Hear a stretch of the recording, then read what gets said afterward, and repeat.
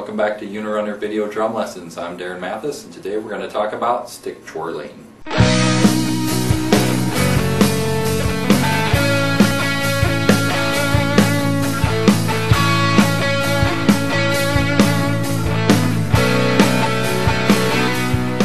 when it comes to stick twirling, it's actually something I don't incorporate into my playing a whole lot. I probably picked it up more from Troy Achenbach, who was a kid I used to be in high school band with. We'd sit back there waiting to, play our two measures of an orchestral piece, so we needed something to do to keep busy. So the technique he showed me is this technique I'm showing you right now, which looks pretty cool, from a certain angle, but I'll slow it down now so you can take a look, and then I'll explain it in a little bit greater detail. It's probably one of the most common stick twirling techniques out there.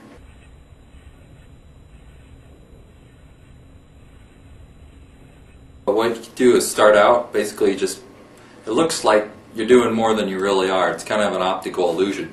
If I do this and then I turn my hand like this, you can actually see a little bit better what I'm doing. You put the stick between these two fingers and just kind of do a motion like this. But when you first start off, your stick will be kind of flailing around like this, and your whole hand will be moving. But the trick is to work with just these two fingers instead of your entire hand getting the stick going. Just work with these two fingers.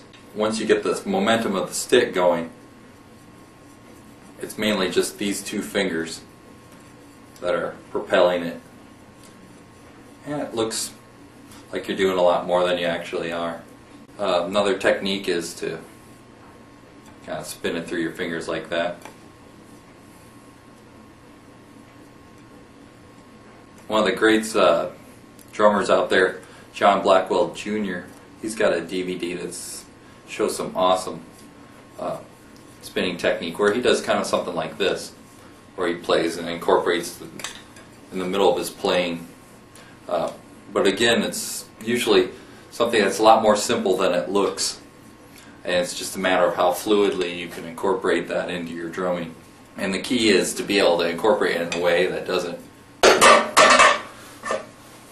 interrupt your playing. I want to thank Paul Blakeman, who sponsored this podcast episode. With his donation, he's helped me pay for the bandwidth for providing this podcast. If you're interested in donating to help provide for the bandwidth for this podcast, please visit unirunner.com/donations. You check out that page, you'll find information on how to donate and how to have your name or URL listed in this podcast. I was checking out the websites for unirunner.com, and there are people from 48 countries who have checked out the website.